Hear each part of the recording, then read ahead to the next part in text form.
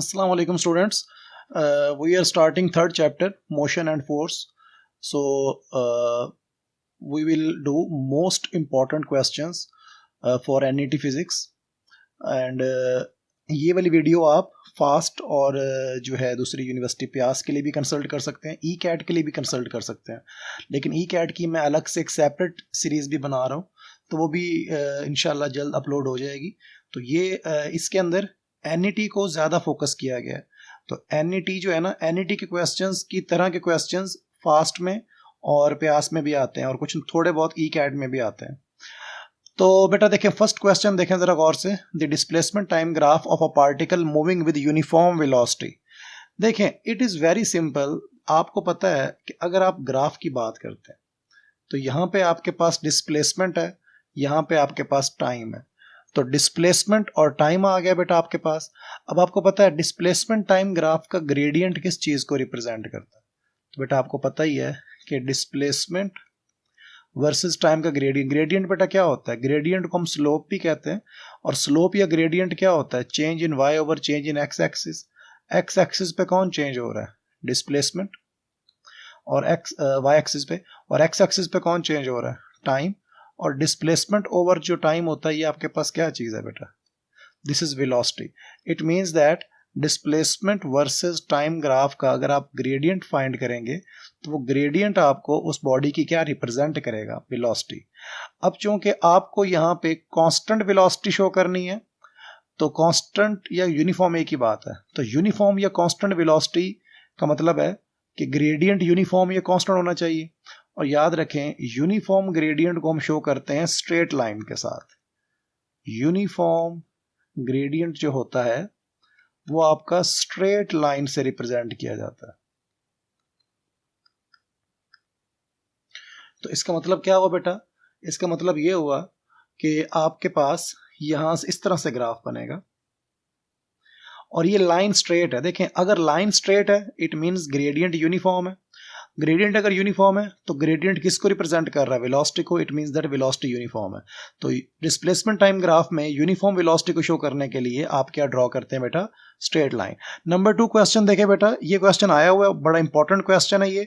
देखें जरा, इसके अंदर the ratio of distance to displacement along a semi circle. देखें, सेमी सर्कल क्या होता है बेटा? सेमी सर्कल का मतलब होता है हाफ सर्कल। ये होता है हाफ सर्कल, और हाफ सर्कल के अंदर आपने बताना है डिस्टेंस टू डिस्प्लेसमेंट की ratio.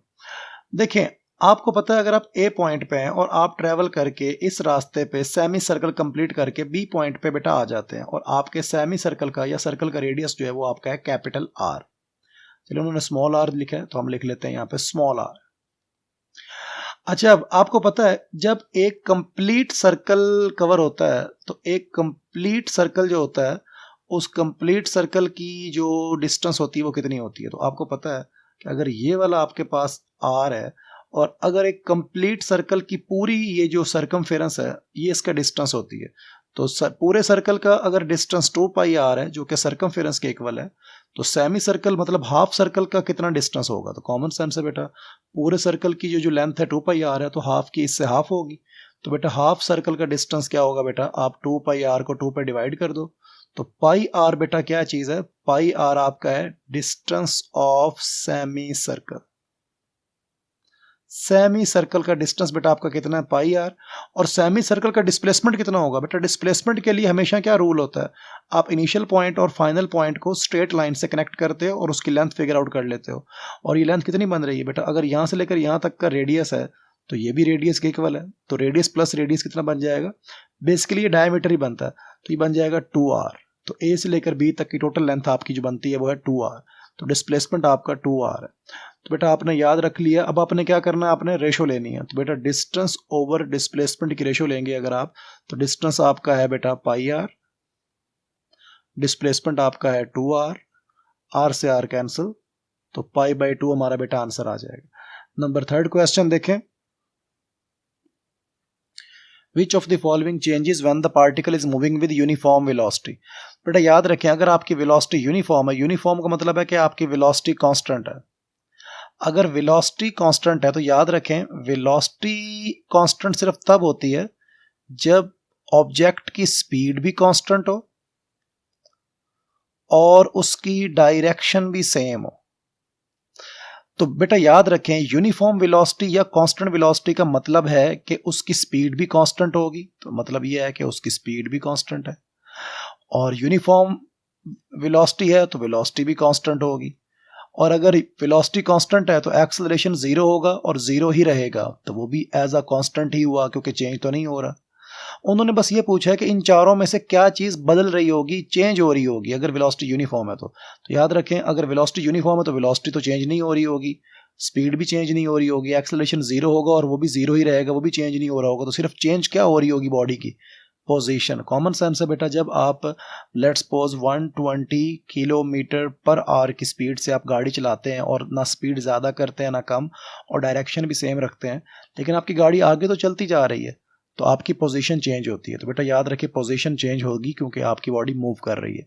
Number 4, the displacement of a body is zero.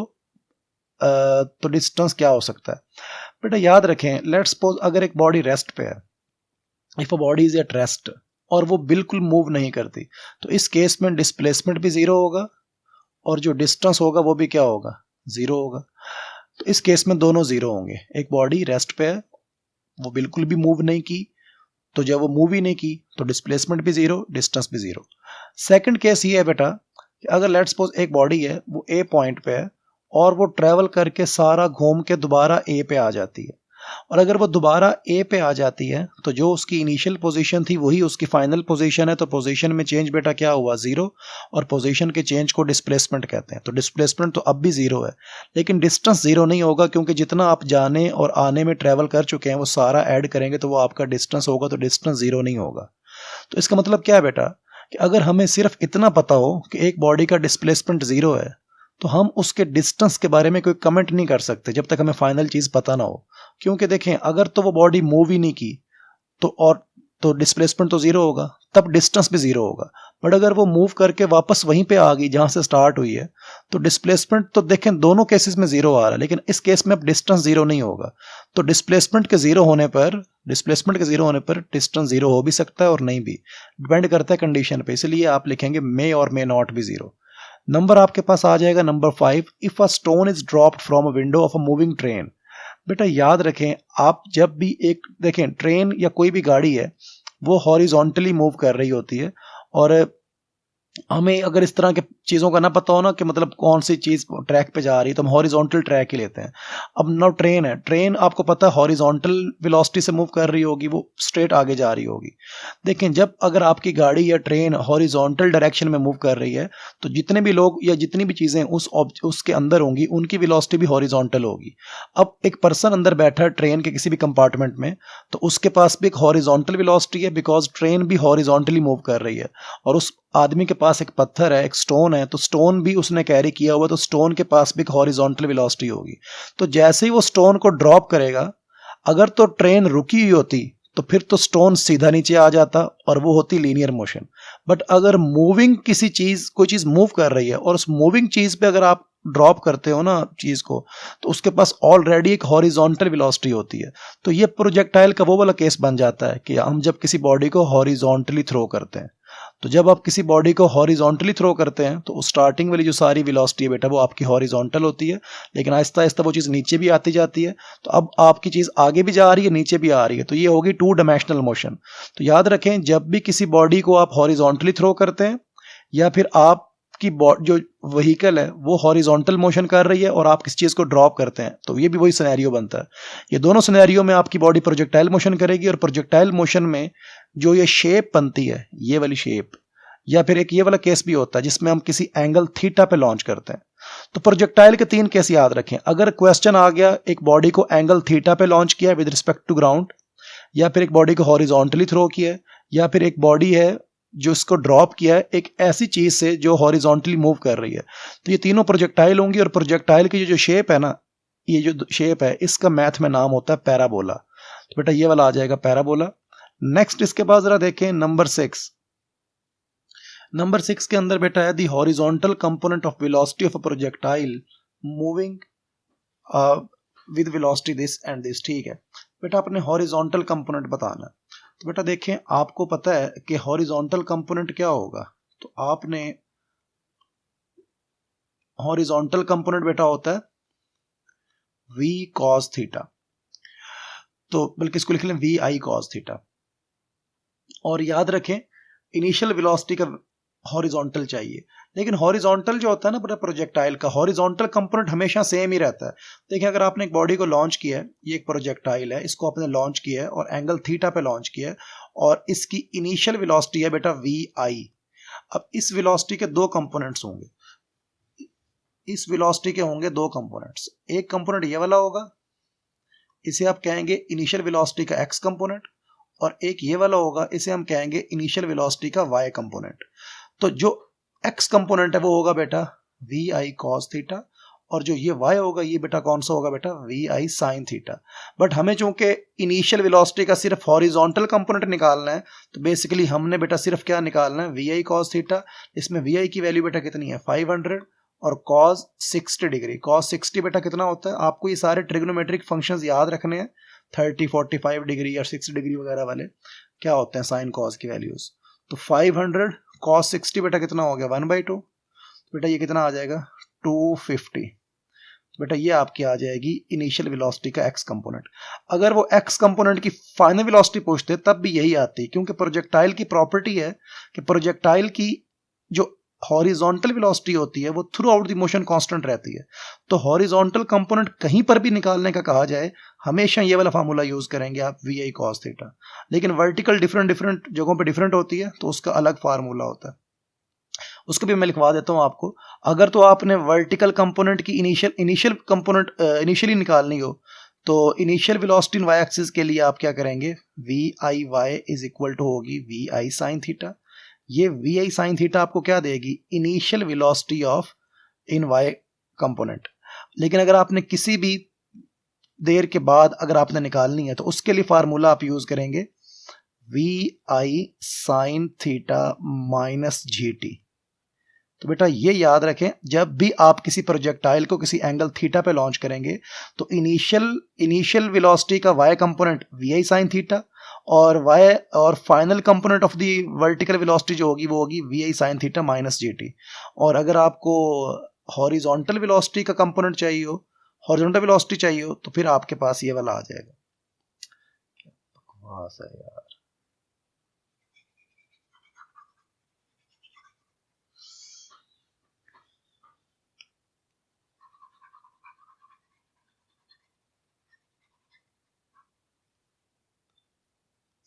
देखिए भाई चैप्टर क्वेश्चन नंबर ओके बेटा क्वेश्चन नंबर 6 स्टार्ट करते हैं हम। क्वेश्चन नंबर 6 में बेटा आपसे वो क्या कह रहा है horizontal component of velocity projectile.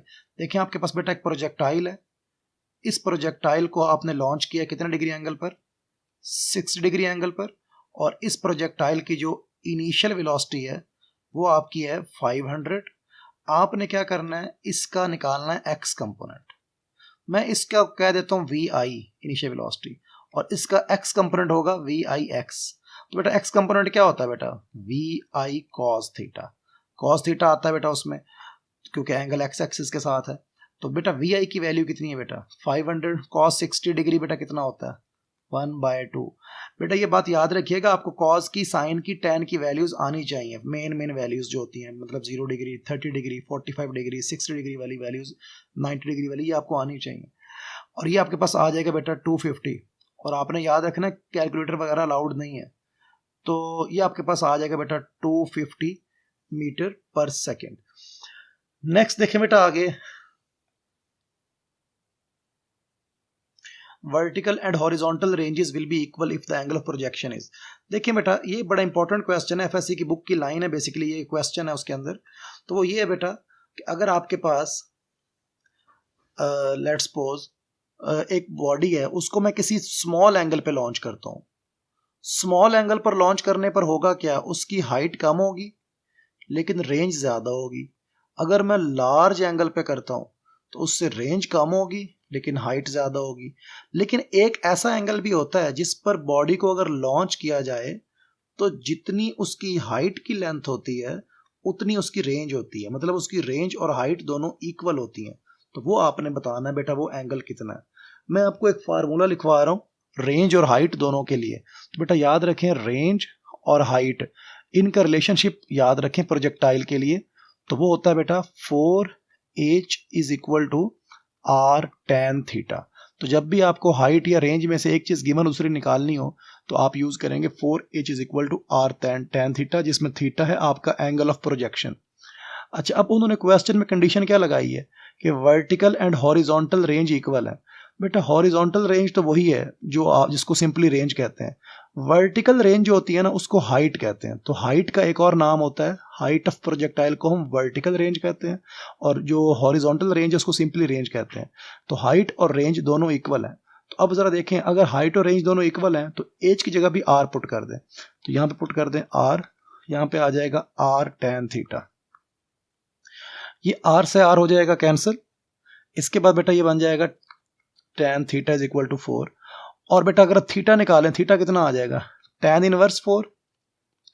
और याद रखें ये tan इनवर्स 4 जो होता है ना, ये आपने याद रखना है, ये कोई आपको वैसे नहीं आ जाएगा दिमाग में इस तरह, मतलब कि वो कैलकुलेटर वगैरह तो होता नहीं है, लेकिन चूंकि ये बुक का न्यूमेरिकल है तो ये एज इट इज आ सकता है, इसलिए इसको वैसे याद कर लें।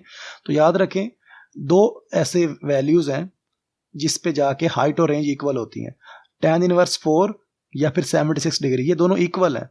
तो हो सकता है ऑप्शन में वो tan की फॉर्म में दे दे या फिर डिग्री की फॉर्म में दे दे। तो tan इनवर्स 4 या 76 डिग्री ये दोनों इक्वल होते हैं, और इस पर अगर किसी बॉडी को लॉन्च किया जाए तो उस प्रोजेक्टाइल की हाइट और रेंज की वैल्यू बेटा क्या होती है, इक्वल होती है। तो इसका आंसर बेटा कितना आ गया, इसका आंसर आ जाएगा आपके पास ए ऑप्शन।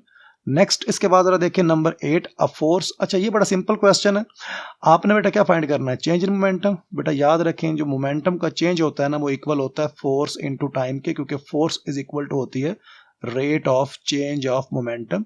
सो फोर्स की वैल्यू 25 है, टाइम की वैल्यू 20 है, 20 इंटू 2 50 और ये आ गया 500। तो 500 Newton second is the answer. Next इसके बाद देखें जरा इन रोटेशनल मोशन।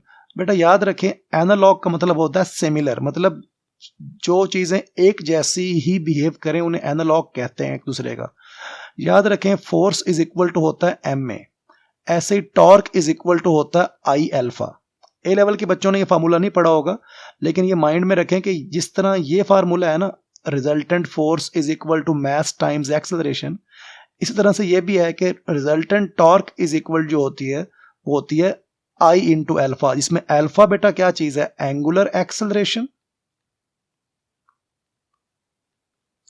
और आई क्या चीज है बेटा, moment of inertia. Moment of inertia, जो चीजें रोटेशनल मोशन कर रही होती हैं उनके इनर्शिया को कहते हैं मोमेंट ऑफ इनर्शिया। तो याद रखें फोर्स और टॉर्क इन दोनों में सिमिलैरिटी ये है कि फोर्स भी एक्सेलरेशन प्रोड्यूस करती है, टॉर्क भी एक्सेलरेशन प्रोड्यूस करती है, लेकिन फोर्स प्रोड्यूस करती है लीनियर एक्सेलरेशन,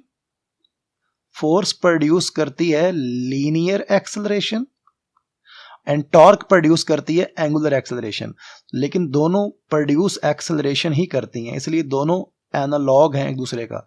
तो याद रखें वो क्या कह रहा है, in rotational motion analog of force. Rotational motion में वही काम कौन सी चीज करती है जैसे कि फोर्स करती है लीनियर मोशन में, तो बेटा उसका आंसर है टॉर्क।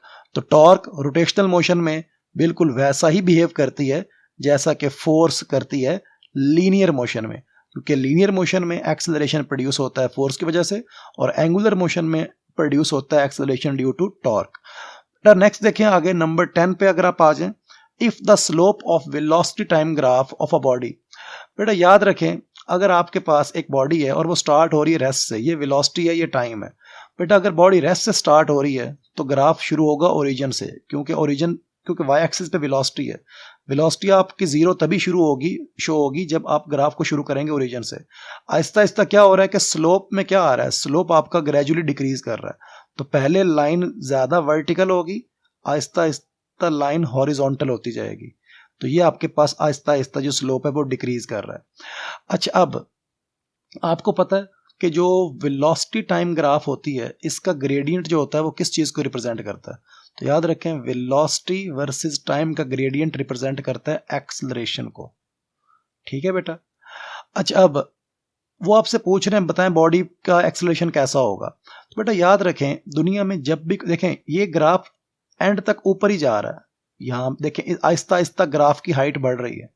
ग्राफ की हाइट बढ़ने का मतलब स्लोप ग्रेडियंट भले ही कम हो रहा है लेकिन ग्राफ आहिस्ता आहिस्ता ऊपर ही जा रहा है, और ग्राफ का ऊपर जाने का मतलब क्या है कि वाई एक्सिस बढ़ रहा है, और वाई एक्सिस पे कौन है, वेलोसिटी। और बेटा याद रखें जब भी किसी बॉडी की वेलोसिटी बढ़ती है तो उसका एक्सेलरेशन कैसा होता है, पॉजिटिव होता है। एक बात। दूसरे नंबर पे आप एक और तरीका भी होता है इसको फाइंड करने का कि ग्रेडियंट पॉजिटिव है कि नेगेटिव है। आप एक हॉरिजॉन्टल लाइन ड्रॉ करें और एंगल देखें, अगर वो एंगल 90 डिग्री से कम है, जो कि आपको दिख भी रहा होगा कि ये एंगल 90 डिग्री से कम है, तो ये स्लोप पॉजिटिव होगा, ये मतलब ग्रेडियंट पॉजिटिव होगा। तो याद रखें कि आपकी बॉडी, आपका ग्राफ स्टार्ट हुआ ओरिजिन से, ऊपर जा रहा है, बेशक ग्रेडियंट कम हो रहा है लेकिन ग्राफ ऊपर जा रहा है, तो वेलोसिटी बढ़ रही है, ए पॉजिटिव होगा। नेक्स्ट देखें इसके बाद, dimension of impulse is similar to. बेटा याद रखें इम्पल्स के डायमेंशंस वही होते हैं जो मोमेंटम के होते हैं। क्यों? इम्पल्स इज इक्वल टू क्या होती है बेटा, चेंज इन मोमेंटम, और इम्पल्स का एक और फार्मूला होता है फोर्स इनटू टाइम। तो याद रखें जो मोमेंटम होता है ना बेटा, मोमेंटम के दो यूनिट्स होते हैं। मोमेंटम का फार्मूला होता है mv, एक तो इसके यूनिट होते हैं kg मीटर पर सेकंड, और इसी को हम लिख सकते हैं न्यूटन सेकंड। और इम्पल्स का यूनिट भी क्या होता है, न्यूटन सेकंड। तो जो यूनिट इम्पल्स के हैं वही यूनिट आपके मोमेंटम के हैं, और अगर यूनिट सेम है तो इनके डायमेंशंस भी सेम होंगे, इसलिए बेटा ये आ जाएगा सी ऑप्शन। नेक्स्ट देखें बेटा आगे number 12, a car moving with uniform velocity of 40 metre per second. अच्छा, ये वर्ड बड़ा इंपॉर्टेंट है, यूनिफॉर्म वेलोसिटी। देखें अगर एक बॉडी, एक कार है और वो यूनिफॉर्म वेलोसिटी से जा रही है, तो यूनिफॉर्म वेलोसिटी से जाने का मतलब ये होता है बेटा कि उस बॉडी की एक्सेलरेशन जीरो है, और अगर एक्सेलरेशन जीरो है तो उसका मतलब ये है कि रिजल्टेंट फोर्स जीरो है। और रिजल्टेंट फोर्स जीरो तब होती है बेटा जब जितनी फोर्स राइट साइड पे है लेट्स सपोज, तो उतनी फोर्स किधर लग रही हो, लेफ्ट साइड पे। लेट्स सपोज कार जा रही है राइट साइड पे, तो जो इंजन होता है, इंजन की फोर्स राइट साइड पे होगी, तो ये होगी फोर्स ऑफ इंजन। और आपको पता ही है कि फ्रिक्शन की फोर्स किधर एक्ट कर रही होगी, तो फ्रिक्शन की फोर्स जो है वो एक्ट कर रही होगी बैकवर्ड। तो अब जरा मुझे बताएं कि अब देखें गाड़ी की वेलोसिटी कांस्टेंट है, वेलोसिटी कांस्टेंट है तो एक्सेलरेशन जीरो होगा, एक्सेलरेशन जीरो है तो रिजल्टेंट फोर्स जीरो होगी, और अगर रिजल्टेंट फोर्स जीरो है तो जितनी फॉरवर्ड फोर्स है उतनी बैकवर्ड फोर्स होगी, और अगर दोनों तो इसका मतलब क्या हुआ कि जो फ्रिक्शन की फोर्स है वो इक्वल होगी किसके, इंजन फोर्स के। नेक्स्ट देखें बेटा आगे, मोशन ऑफ प्रोजेक्टाइल कैसी होती है। तो याद रखें प्रोजेक्टाइल मोशन में दो वेलोसिटी के दो कंपोनेंट्स होते हैं, एक हॉरिजॉन्टल कंपोनेंट ऑफ वेलोसिटी होता है, एक वर्टिकल होता है। और चूंकि वेलोसिटी के दो कंपोनेंट्स हैं, it means it is a two dimensional motion. One component of velocity is horizontal and one is vertical. Number 14 के अंदर बेटा चेंज इन मोमेंटम। तो बेटा मोमेंटम का जो चेंज होता है उसे हम क्या कहते हैं, इंपल्स। अगर किसी बॉडी के अंदर इंपल्स है तो इसका मतलब यह है कि उसका मोमेंटम बेटा क्या हो रहा है, चेंज हो रहा है। नेक्स्ट देखें, which law of the motion is called law of inertia. तो बेटा याद रखें न्यूटन का जो फर्स्ट लॉ होता है उसे हम कहते हैं लॉ ऑफ इनर्शिया। और याद रखें न्यूटन के फर्स्ट लॉ को कहते तो लॉ ऑफ इनर्शिया है, लेकिन ये 2-3 एमसीक्यूज लिख लें यहां पे कि Newton first law define force. अगर कोई पूछे कि न्यूटन का फर्स्ट लॉ किसको डिफाइन करता है तो आपका आंसर होगा फोर्स, क्योंकि ये फर्स्ट लॉ क्या है, एनीथिंग इज एट रेस्ट और moving with uniform velocity will continue its motion unless an net external force acts on it. मतलब जब तक किसी बॉडी पे फोर्स नहीं लगेगी वो रेस्ट वाली चीज रेस्ट पे रहेगी और यूनिफॉर्म वेलोसिटी वाली चीज यूनिफॉर्म वेलोसिटी में रहेगी। मतलब अगर आपने किसी भी बॉडी की रेस्ट की या यूनिफॉर्म वेलोसिटी की स्टेट को चेंज करना है तो वो काम सिर्फ कौन कर सकती है, फोर्स। तो पहला लॉ फोर्स को डिफाइन करता है, फर्स्ट लॉ को कहते तो लॉ ऑफ इनर्शिया है बट ये डिफाइन करता है फोर्स को। नंबर 2 जो सेकंड न्यूटन सेकंड लॉ, ये क्या करता है बेटा, ये करता है कैलकुलेट फोर्स। ये फोर्स को कैलकुलेट करता है क्योंकि इसके अंदर फार्मूला है। फर्स्ट लॉ में तो फार्मूला कोई नहीं है, सेकंड लॉ के अंदर फार्मूला है। तो बेटा याद रखें न्यूटन सेकंड लॉ में जो हम फोर्स निकालते हैं वो होती है रिजल्टेंट फोर्स, और रिजल्टेंट फोर्स के दो फार्मूले होते हैं, एक होता है मास टाइम्स एक्सेलरेशन, दूसरा होता है rate of change of momentum. ये दोनों ही सेकंड लॉ ऑफ मोशन की इक्वेशन है। तो याद रखें first Newton law define force, second Newton law calculate या मेजर फोर्स, और थर्ड न्यूटन लॉ बेटा क्या करता है, तो याद रखें थर्ड लॉ ऑफ न्यूटन क्या करता है, डिस्क्राइब्स प्रॉपर्टीज ऑफ फोर्स। ये फोर्स की क्या बताता है बेटा? प्रॉपर्टीज। और फोर्स की प्रॉपर्टीज क्या होती हैं बेटा? कि जब भी किसी, जैसे मान लो एक बॉडी ए है, एक बॉडी बी है, अगर ए बॉडी बी बॉडी पर फोर्स लगाती है एक्शन की, तो जो बी बॉडी होगी वो भी ए पे फोर्स लगाएगी रिएक्शन की। तो अगर ये एक्शन की फोर्स है तो ये वाली कौन सी फोर्स होगी? रिएक्शन की। तो याद रखें फोर्सेस हमेशा पेयर्स में प्रोड्यूस होती हैं, कभी भी सिंगल फोर्स प्रोड्यूस नहीं हो सकती एक्शन या रिएक्शन की।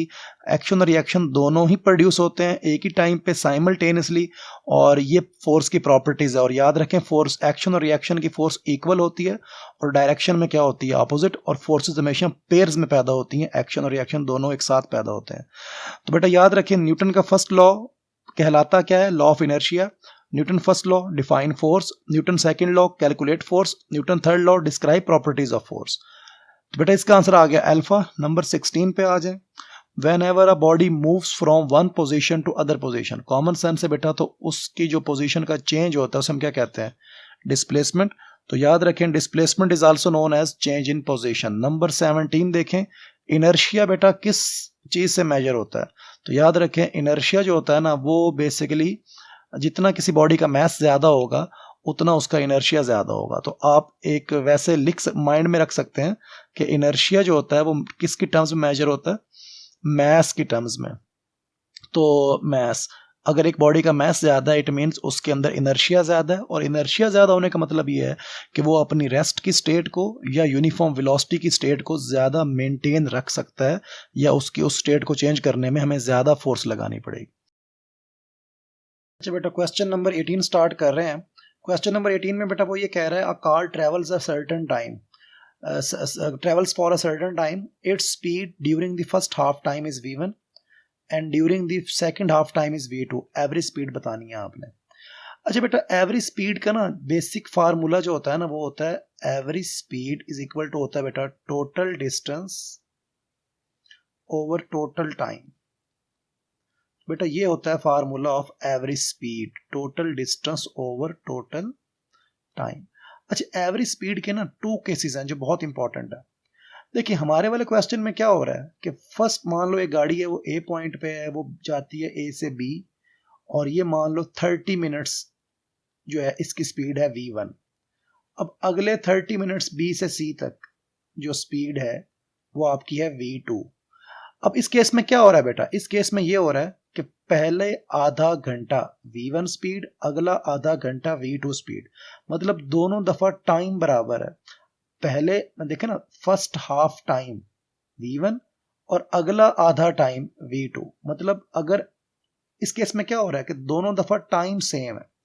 पहले आधा टाइम v1 स्पीड से गाड़ी चली, अगले आधे टाइम v2 स्पीड से। तो बेटा याद रखें जब भी दोनों दफा का टाइम सेम हो तो आप एवरेज स्पीड का ये वाला फार्मूला यूज करेंगे, average speed is equal to v1 plus v2 by 2। तो ये हमारा आंसर आएगा। लेकिन समटाइम ऐसा क्वेश्चन भी आता है कि एक बॉडी है वो ए पॉइंट पे है, ए से वो जाती है बी पर और उसकी स्पीड है v1, फिर वो बी से वापस ए आती है और इस दफा उसकी स्पीड है आपके पास v2। तो याद रखें अगर कोई जैसे आप अपने घर से कॉलेज जाते हो, कॉलेज से वापस घर जाते हो, या लाहौर से जाते हो मरी और मरी से वापस आते हो लाहौर, इन सब केसेस में क्या हो रहा है? इस केसेस में टाइम सेम नहीं है, इसमें डिस्टेंस सेम है। आप देखें ना जितना डिस्टेंस ए से बी जाने का था उतना ही डिस्टेंस बी से ए वापस आने का है। तो जब जाने और आने का मतलब पहला आधा डिस्टेंस एक स्पीड से गाड़ी चले और अगला आधा डिस्टेंस दूसरी स्पीड से गाड़ी चले, तो इस केस में दोनों दफा डिस्टेंस बराबर था। तो बेटा जब भी डिस्टेंस सेम होगा ना तो फिर आप एवरेज स्पीड का ये वाला फार्मूला यूज करेंगे, 2v1 v2 over v1 plus v2। बेटा ये वाला फार्मूला एवरेज स्पीड का आप कब यूज करेंगे? जब जाने का और आने का मतलब दोनों डिस्टेंस बराबर होंगे, और अगर आपके दोनों दफा का टाइम बराबर हो, जैसे हमारे क्वेश्चन में पहला आधा टाइम v1 और अगला आधा टाइम v2 स्पीड है, तो बेटा याद रखें अगर टाइम की वैल्यू दोनों दफा बराबर हो तो फिर आप एवरेज स्पीड इस फार्मूले से निकालेंगे, और अगर डिस्टेंस की वैल्यू दोनों दफा बराबर हो तो फिर आप इससे निकालेंगे। तो बेटा हमारे वाला का आंसर आ जाएगा ए ऑप्शन। नंबर देखें 19। नंबर 19 क्वेश्चन में बेटा आपके पास है डिस्प्लेसमेंट टाइम ग्राफ। तो बेटा डिस्प्लेसमेंट टाइम ग्राफ जो है बेटा वो आपके पास है, उसका ग्रेडियंट होता है वेलोसिटी। लेकिन हम चूंकि स्ट्रेट लाइन मोशंस की बात करते हैं नॉर्मली ग्राफ्स के अंदर, तो उसका मैग्नीट्यूड स्पीड के इक्वल ही होता है, तो इसलिए हम स्पीड भी निकाल सकते हैं उन्हीं का ग्रेडियंट निकाल के। तो अब जरा देखिए, हमारे पास दो ग्राफ्स हैं बेटा, एक ग्राफ ए है, दूसरा बी है। ए ग्राफ का एंगल 60 डिग्री है, बी ग्राफ का एंगल 30 डिग्री है, क्योंकि उन्होंने रिस्पेक्टिवली लिखा हुआ है। तो A and B two bodies हैं, ए वाले का एंगल 60 है, बी वाले का एंगल 30 है विद टाइम एक्सिस। ठीक है, आपने बताना रेशियो ऑफ स्पीड्स। बेटा याद रखें, कभी भी किसी भी ग्राफ में अगर एंगल गिवन हो और आपको उस ग्राफ का ग्रेडियंट या स्लोप निकालना हो, तो आप लोगों को ऑलरेडी पता है कि हम उस ग्राफ का क्या निकालते हैं, tan थीटा। तो जो tan थीटा की वैल्यू होती है वही हमारे ग्राफ का स्लोप होता है। तो याद रखें, speed velocity of first body over velocity of second body is equal to होगा slope of a body over slope of second body. तो मतलब ये हुआ कि ग्रेडियंट चूंकि tan थीटा के इक्वल है और डिस्प्लेसमेंट टाइम ग्राफ का ग्रेडियंट वेलोसिटी होती है, तो वेलोसिटी की रेशियो किसके इक्वल आ जाएगी, tan थीटा की रेशियो के। अब tan थीटा ए की वैल्यू कितनी है, 60 डिग्री है, दूसरे की वैल्यू कितनी है, 30। और याद रखें बेटा, जो tan 60 डिग्री होता है ना, ये इक्वल होता है √3 के, और tan 30 डिग्री बराबर होता है 1/√3 के। तो यहाँ वैल्यूज पुट करें, √3 ओवर 1 ओवर √3, ये चला जाएगा ऊपर, ये बन जाएगा √3 इंटू √3 ओवर 1। और किसी भी नंबर को दो बार उसके स्क्वायर रूट में अगर आप कर देंगे ना मल्टीप्लाई, तो उसके स्क्वायर रूट का स्क्वायर बन जाता है, और ये दोनों आपस में कैंसिल हो जाएंगे, बाकी 3 बच जाएगा। मतलब ये हुआ कि अगर आप किसी भी नंबर को दो बार उसके अंडर रूट में कर देते हैं मल्टीप्लाई, तो इटसेल्फ वही नंबर आ जाता है। तो √3 इंटू √3 3 आ जाएगा। तो बेटा आंसर आ जाएगा 3:1। तो याद रखें, जब भी एंगल गिवन हो आप उनका tan ले लें। एंगल दो गिवन थे, 60 और 30, तो tan 60 ले लिया, उससे पहले ग्राफ का स्लोप आ गया। tan 30 ले लिया, दूसरे का स्लोप आ गया, तो रेशो ले लें, तो उनकी वेलोसिटीज की रेशो या स्पीड की रेशो आ जाएंगी। नंबर आपके पास देखें 20 वाला, a ball is projected at this. आपने इसको सॉल्व करना है बेटा। देखें, आपको रेंज का फार्मूला याद रखना है। ए लेवल वाले बच्चे चूंकि फार्मूले एंड वाले उन्होंने डिराइव नहीं किए होते, तो ये फार्मूले आपने याद कर लेने हैं कि किसी भी प्रोजेक्टाइल की हाइट का फार्मूला बेटा होता है VI² sine square theta over 2g। Range का फार्मूला बेटा जो होता है वो आपके पास होता है VI² sine 2 theta over g। और टाइम ऑफ फ्लाइट का फार्मूला जो होता है वो होता है VI sine theta over g। लेकिन चलें इधर देखें, रेंज का फार्मूला बेटा आ गया VI² sine 2 theta over g। अब एंगल कौन सा, 45। अच्छा 45 और ये 2 है, ये स्क्वायर नहीं है, ये 2 हो रहा है मल्टीप्लाई। तो 45 पुट करें थीटा की जगह, 45 इंटू 2 कितना आ जाएगा, 90, और ये बन जाएगा साइन 90, और ये है VI²। साइन 90 की वैल्यू 1 होती है, बाकी बच जाएगा आपके पास VI² ओवर g। तो हमने स्पीड निकालनी है, g जाके कर दें मल्टीप्लाई, तो VI² is equal to GR, taking square root both sides, ये हो जाएगा कैंसिल। तो बेटा g की वैल्यू 10 और r की वैल्यू भी 10, तो 10 इंटू 10 कितना कर देंगे, 100, और 100 का स्क्वायर रूट बेटा कितना होगा, वो 10 होगा। तो बेटा स्पीड की वैल्यू आपके पास आ जाएगी 10 मीटर। नेक्स्ट देखें बेटा आपके पास 21, इसी ऊपर वाले क्वेश्चन में बताना हाइट कितनी है। बेटा आपको मैंने अभी रिलेशन लिखवाया था, हाइट और टाइम में रेंज में रिलेशन क्या है, 4h is equal to r tan theta. This is the relationship between the height and range. बेटा याद रखें, ऊपर हमने रेंज उन्होंने दी हुई थी 10 मीटर ऊपर वाले क्वेश्चन में, और हमने इस दफा हाइट निकालनी है, और एंगल ऊपर वाले क्वेश्चन में गिवन था 45 डिग्री। tan 45 डिग्री की वैल्यू बेटा 1 होती है, और ये बच जाएगा यहाँ पे 1, ये 10 है, ये आ जाएगा 4h, तो 4h इज इक्वल टू आ गया 10। h निकालना, 4 जाके डिवाइड करें तो h इज इक्वल टू क्या आ जाएगा, 10/4 इज इक्वल टू कितना आ जाएगा बेटा, 2.5। तो 2.5 हमारे पास आ जाएगा आंसर। नेक्स्ट देखें बेटा आगे, देखिए मैंने भी आपको बताया कि रेंज और हाइट में रिलेशनशिप क्या होता है। तो बेटा 4 times height into r tan theta, और वो आपसे पूछ रहा है कि अगर रेंज की वैल्यू 4 इंटू हाइट के इक्वल हो, थीटा कितना होगा। तो कॉमन सेंस है बेटा, जब थीटा की वैल्यू 45 डिग्री होगी तो tan 45 की वैल्यू बेटा 1 होती है, और अगर tan की वैल्यू 1 हो गई तो बेटा रेंज की वैल्यू किसके बराबर आ जाएगी? तो range will become equal to 4h। Range is equal to 4h। तो एंगल कौन सा लेना बेटा आपने? 45। नेक्स्ट देखें बेटा, अब ये भी बड़ा इंपॉर्टेंट क्वेश्चन है, ये भी रिपीट हुआ क्वेश्चन है पेपर में। तो देखें हाइट और रेंज की वैल्यू इक्वल कब होती है? तो ये एफएससी की बुक की लाइन है, हाइट और रेंज इक्वल तब होती है, मैंने अभी लिखवाया भी, ऊपर वाले किसी क्वेश्चन में लिखवाया भी था, और मैं दोबारा फिर से बता दूं इसको कि हाइट और रेंज का फार्मूला कौन सा है?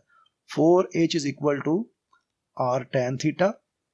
और चूंकि उन्होंने बताया कि हाइट और रेंज इस केस में इक्वल है, तो मैं r और h को इक्वल कर दूंगा, तो r की जगह भी मैं h पुट कर सकता हूं, या h की जगह भी मैं r पुट कर सकता हूं। तो बेटा ये बन जाएगा इस तरह से, और r से r हो गया कैंसिल, tan थीटा, थीटा निकालें तो वो कितना बन जाएगा? tan वहां जाके बन जाएगा tan इनवर्स, और tan इनवर्स 4 कितना होता है? 76 डिग्री। ये हमारी बुक में है, एफएससी की बुक में। तो इसलिए आपने ये याद रखना है कि tan इनवर्स 4 या फिर 76 डिग्री, ये दोनों बराबर हैं, और इस एंगल पे लॉन्च करने पर रेंज ऑफ प्रोजेक्टाइल और हाइट ऑफ प्रोजेक्टाइल इक्वल होते हैं। तो बेटा ये आ जाएगा इसका डी ऑप्शन। नेक्स्ट देखें 24, 2 बॉल्स हैं, वो दोनों आपने लॉन्च किए हैं, और आपने देखें हाइट का फार्मूला क्या होता है? तो बेटा हाइट का फार्मूला आपके पास होता है vi square sine square theta over 2g। देखिए 2 बॉडीज हैं, दोनों की इनिशियल वेलोसिटी सेम है। अच्छा, अब मुझे बताएं, अगर आपने रेशो निकालनी है, रेशो में जो चीजें सेम होती हैं ना, उन्हें आप इग्नोर कर देते हैं क्योंकि वो कैंसिल हो जाती हैं। तो इनिशियल वेलोसिटी बेटा दोनों में सेम है, और उसके बाद जी भी दोनों दफा सेम आएगी, दोनों प्रोजेक्टाइल की दफा जी की वैल्यू सेम होगी, 2 कांस्टेंट है। तो जो हाइट है वो किसके डायरेक्टली प्रोपोर्शनल आ रही है? साइन स्क्वायर थीटा के। तो बेटा रेशो क्या बन जाएगी?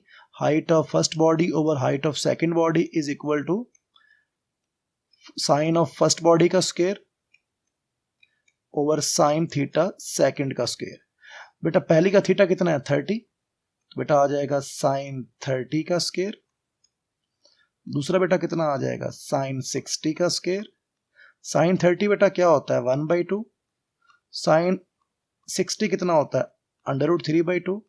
स्क्वायर ओपन कर लें तो 1/4 आएगा। यहां पे कितना आ जाएगा? 3/4, क्योंकि इसका स्क्वायर रूट कैंसिल हो जाएगा स्क्वायर से, और 2 का स्क्वायर क्या आ जाएगा? 4। 4 से 4 क्या हो गया बेटा? कैंसिल।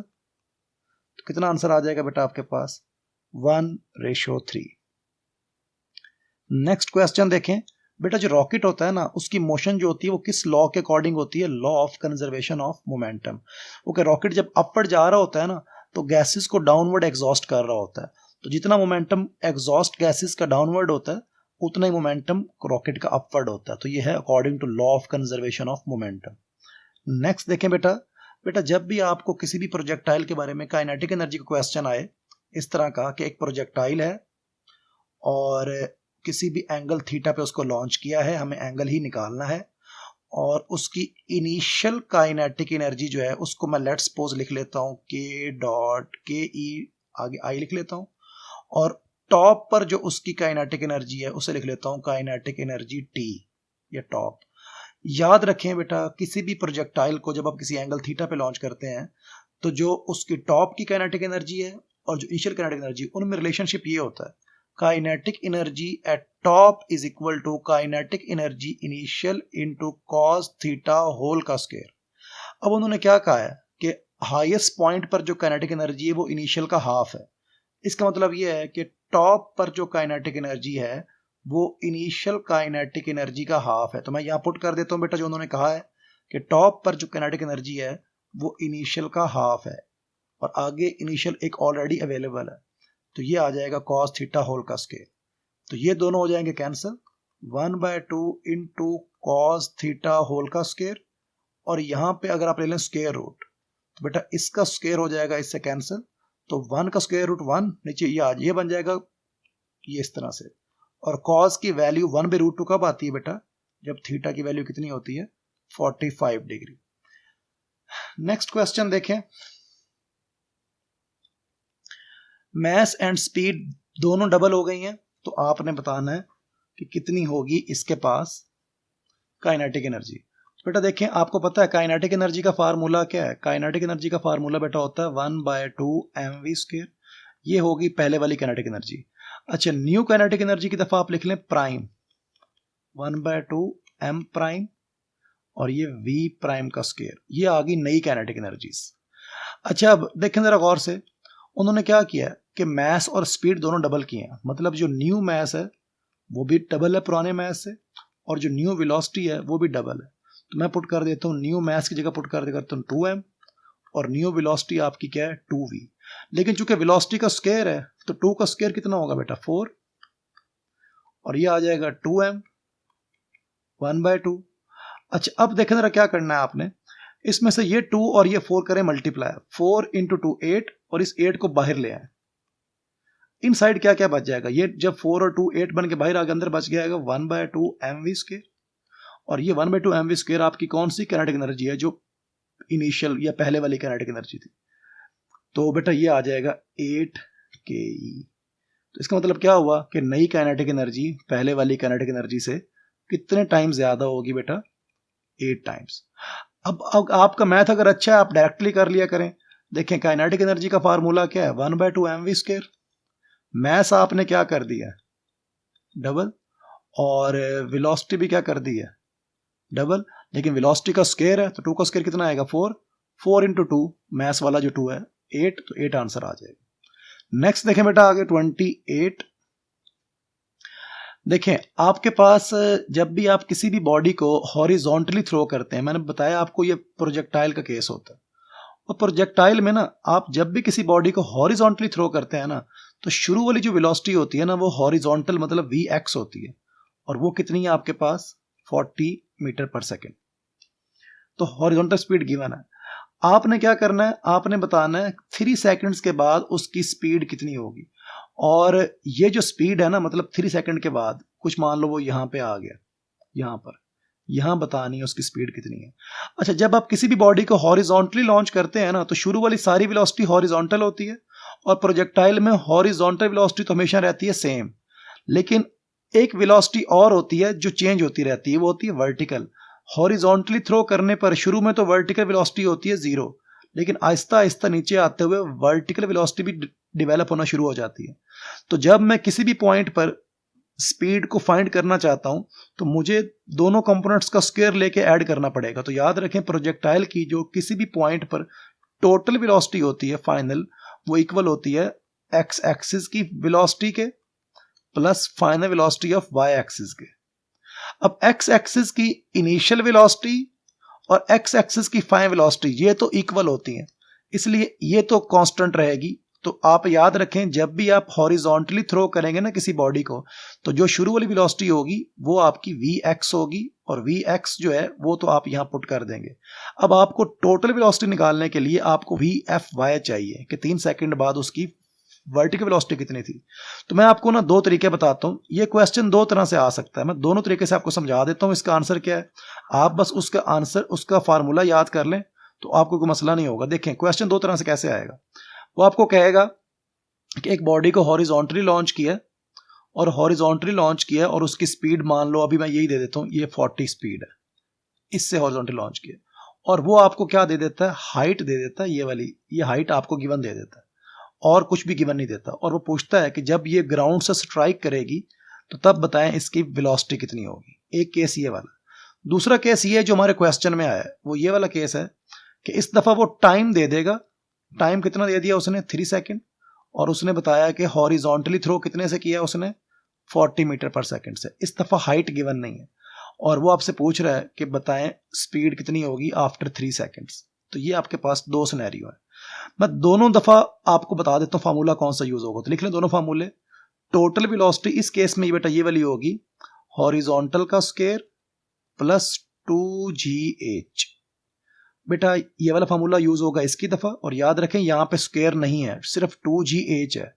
आपको हाइट उन्होंने गिवन दी है ना, और g की वैल्यू 10 आपने पुट कर देनी है, और इसके अंदर आप 10 ही पुट किया करें, ऑसिलेटर वगैरह तो होता नहीं है, तो कैलकुलेटर के अलावा आप 10 के अकॉर्डिंगली किया करें। तो g की वैल्यू 10 हो गई, हाइट उन्होंने गिवन दी है तो 2gh यहां पे लगाएं, और जिससे आपने हॉरिजॉन्टली फेंका था वो स्पीड उसका स्क्वायर ले लें, पूरे को सॉल्व करें, ये आ जाएगी total speed after H height fallen जो उसकी होगी। और इस केस में जब टाइम गिवन होगी तो फिर आप क्या करेंगे, v is equal to under root vx square plus gt whole का स्क्वायर। तो बेटा देखें इस केस में क्या करेंगे आप, इस केस में आप Vx तो भला क्या था, मैं इसको सॉल्व कर लेता हूँ।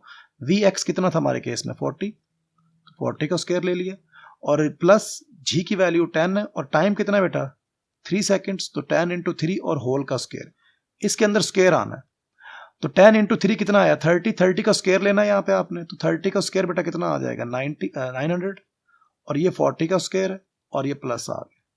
अब इसको सॉल्व करना है आपने बेटा, और अब इसको सॉल्व करने पर ये आपके पास कितना आ जाएगा 1600 प्लस 900, ये आ जाएगा 2500 और ये आ जाएगा 50, तो हमारा आंसर आ जाएगा 50। तो बेटा दोनों तरह के फॉर्मूले मैंने बता दिए हैं। जब भी हॉरिजॉन्टली वो थ्रो करेगा और अगर हाइट देता है तो टोटल वेलोसिटी निकालने के लिए आप ये वाला फॉर्मूला यूज करेंगे, और अगर टाइम देता है तो फिर आप ये वाला यूज करेंगे। और यहाँ पे स्क्वायर है, यहाँ पे स्क्वायर नहीं है इस वाले कंपोनेंट पे, और ये जिस स्पीड से आप हॉरिजॉन्टली फेंकेंगे वो Vx होगी यहाँ भी, और यहाँ दोनों जगह सेम पुट होगी।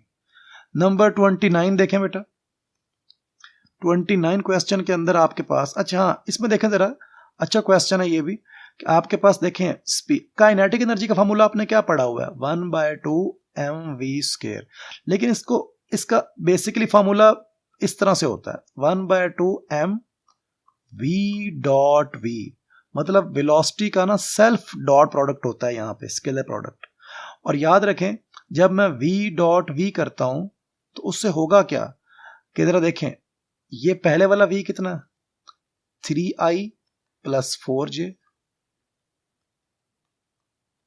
और आगे फिर v है 3i plus 4j।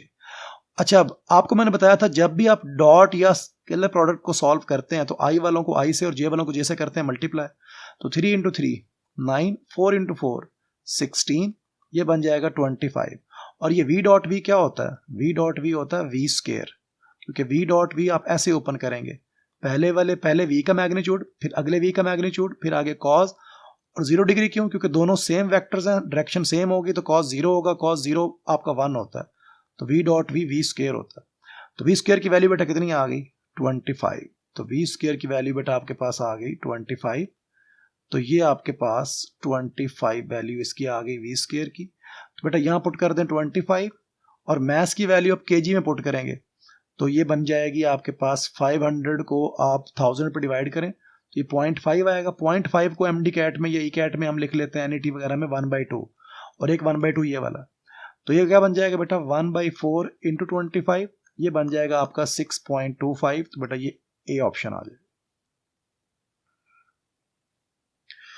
Last question देखें जरा गौर से, देखिए इसके अंदर बेटा आपके पास ये है कि आपके पास अगर एक बॉडी है जो सर्कल में मूव कर रही है, तो इस केस में ये होगा, इसका रेडियस लेट्स सपोज है r, तो आपने क्या करना है, रेशो किसकी बतानी है, displacement to covered path. Cover path बेटा होता है डिस्टेंस, तो आपने डिस्प्लेसमेंट ओवर डिस्टेंस की वैल्यू बतानी है।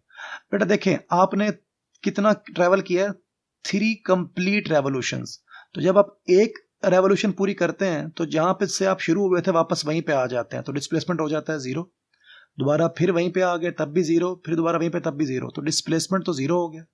अब डिस्टेंस कितना है समझाने के लिए बता रहा हूं कि एक पूरे दायरे का जो डिस्टेंस होता है वो 2πr होता है, तो 2πr एक सर्कल का, अब चूंकि टोटल 3 सर्कल है तो 2πr प्लस 2πr ये बन जाएगा 6πr, तीनों रेवोल्यूशन का टोटल डिस्टेंस 6πr। और चूंकि डिस्प्लेसमेंट 0 है, क्यों 0 है, क्योंकि आप वापस वहीं पे आ चुके हो बेटा जहां से आपने स्टार्ट किया था आफ्टर 3 रेवोल्यूशंस, तो बेटा ये 0 ओवर समथिंग क्या आएगा 0 आ जाए। तो बेटा आप कोशिश क्या करें पूरी अपनी प्रिपरेशन करके, तो प्रिपरेशन करने के बाद आप वीडियो में जो भी क्वेश्चन देखें पहले उसको पॉज करके खुद सॉल्व किया करें, फिर उसके बाद सोल्यूशन देखा करें, ताकि आपको मैक्सिमम माइंड आपका यूज हो और आपके माइंड में चीजें स्टोर हो। नेक्स्ट वीडियो हमारी जो है वो है वर्क एनर्जी पावर की, चैप्टर नंबर 4 के अकॉर्डिंगली, तो उसकी आप पहले प्रिपरेशन वगैरह करके फिर उसके बाद उसे अटेम्प्ट कीजिएगा। ओके बेटा, मिलते हैं नेक्स्ट वीडियो में। ओके, अल्लाह हाफिज।